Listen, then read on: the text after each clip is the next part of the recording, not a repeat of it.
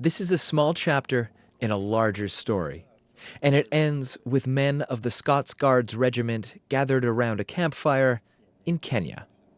It's a small scene on the global stage of foreign policy and military intervention. But this is where we end. To begin, let's go back to a turning point in an ongoing conflict. The terrifying moments when gunmen went on the rampage.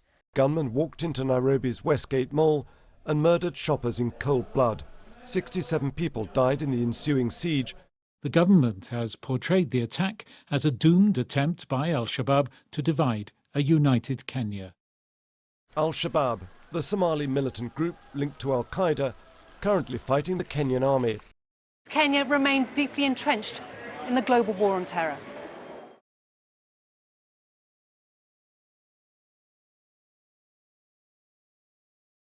A small British army camp in central Kenya, an African outpost for 21 soldiers.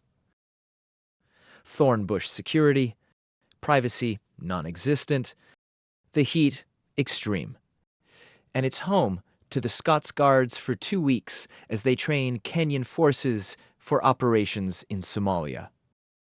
Most infantry soldiers enjoy living like this. It's quite a simple way to live. The hardest or the most difficult thing that we have to put up with is coming straight from British wintertime, straight into 35 plus degrees, not really getting the time to acclimatise.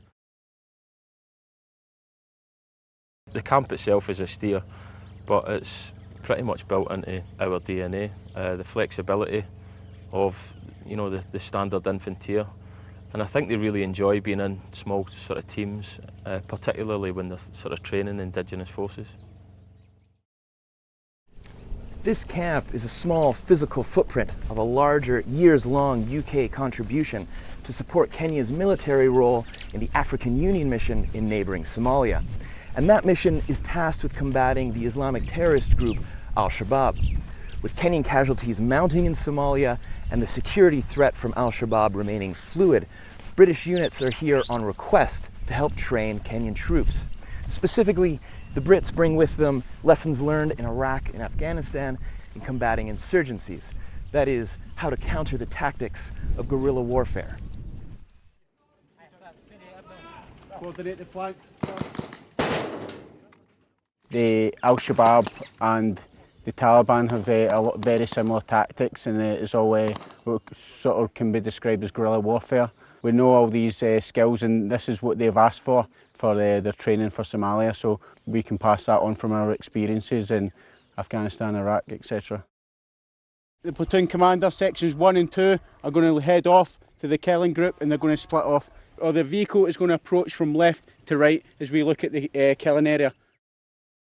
This is the first time cameras have filmed these courses. The UK spends £300,000 to train 1,000 Kenyan troops each year. We sprang the ambush, and everyone is going to engage the enemy. Okay, perfect. At the same time, you're going to say single shot, automatic fire, single shot, automatic fire, okay, to each individual. For this group of 72 Kenyan soldiers, the exercises aren't for a hypothetical conflict, but for imminent deployment into Somalia.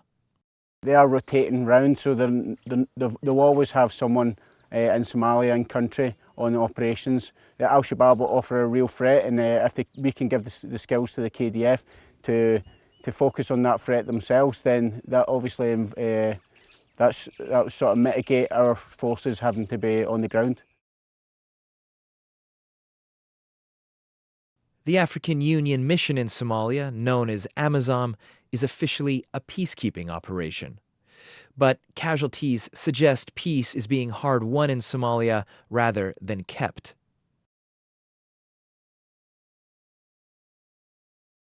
Kenya and other AMISOM contributing nations refuse to publish official casualty numbers.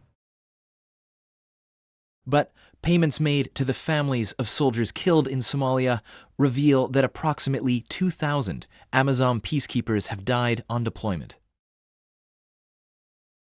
When we are deployed in Somalia, It is not a peacekeeping, but it is a fighting. The enemy, those are called al-Shabab. They don't use any tactics to fight. They do fight guerrilla tactics, and their wars is not well planned. And for us, we have acquired techniques how to plan war and how to fight. 3,700 Kenyan soldiers are deployed in Somalia, and together with those guarding the border, it's estimated that 1/3 of the Kenyan Defense Force is on active deployment. That would be an enormous burden for any military, let alone one with limited resources. But relief for Kenya's stretched forces may come soon. Not through military victory, but rather because their African Union mission is set to end in 2021. Peace in Somalia or no peace.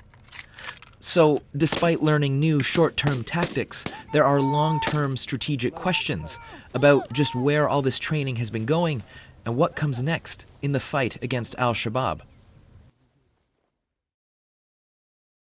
The African Union is withdrawing AMISOM troops from Somalia. And after all this time spent, resources spent there, we've still not won the war against the al-Shabab. We've not pacified Somalia. So are we walking out of Somalia just like the way the Americans walked out of Vietnam? This is the picture that is coming out very clearly. It means the region is not going to experience any peace. George Musamali is a former Kenyan government security agent who witnessed al-Shabab's tactics on the Somalian border. You cannot put a head on al-Shabab and say these are the al-Shabab fighters. They are amongst the civilian population, and it's quite difficult for any conventional army to deal with this situation without now coming in with other issues, bringing in other challenges of human rights violations. But the leadership of al-Shabab can be brought on the table, and then they can discuss things out and come up with a solution that is not military. We cannot deny it's a badly kept secret that the al-Shabab are recruiting within the borders of Kenya. Looking at the economic situation in Kenya, we have so many young people that are unemployed, and to them this became an option. And I think our youth were coerced and were motivated into joining the al-Shabab in droves. 16 million Kenyans live below the poverty line. Youth unemployment hovers at 35%. So for young Kenyans with limited opportunities, radical ideologies can be seductive. Kenya's Muslim community is roughly 10% of the population. It's nearly 4.5 million people. It's a pretty sizable minority to have properly integrated into the fabric of the country.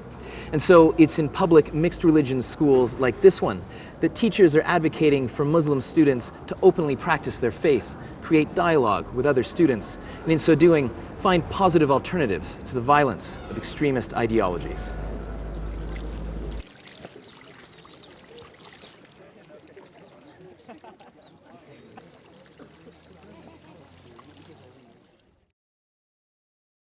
When we keep quiet about what is happening around, about these ideologies of extremist groups, how young people are lured, I think if we don't mentor them, somebody else will get an opportunity to mentor them, but in a very negative way. Ayub Mohamud is a leader of the group Teachers Against Violent Extremism. In as much as we have the military, the security and the policing aspect, which is important, I also feel we can also have the soft line where students can be engaged on what's happening around them. They're taught about the ideologies of these groups and the havoc they are causing. Muslims, they respect people of other faiths. Muslims respect neighbors. Sometimes there might be a few people who are criminals who want to hijack, who want to give a very bad name to Islam and Muslims. All those things go against the teachings of Islam. Sometimes the people who are doing most of these killings are mostly young people like you. And it's the young people like you who are cheated. But the much I know is that Muslims are people who are peace-loving and who bring people together. Nose one off patrol now out the riverbed. Up in the shoulder! From the shoulder! Army expertise exported. The doorway, sir. This doorway. It's unmanned. Get someone on this doorway. But with their current mission in Somalia ending next year, What will training these troops achieve against a still very present al-Shabab? Lieutenant Colonel Jonathan Hipkins oversees all British training courses in Kenya. It is a rare week, I think it is fair to say, where African soldiers on peace support operations inside Somalia do not take casualties, and relatively significant casualties on occasions. So as it stands, it is my feeling that in the next 18 months, my role here and the use of STTTs, including the Scots Guards, is unlikely to change significantly. Kenya's future operations in Somalia may be unclear, and a military victory there still out of reach. But the UK's military trainers are set to man this camp for the foreseeable future, sitting on the edge of an unresolved conflict 4,000 miles from home.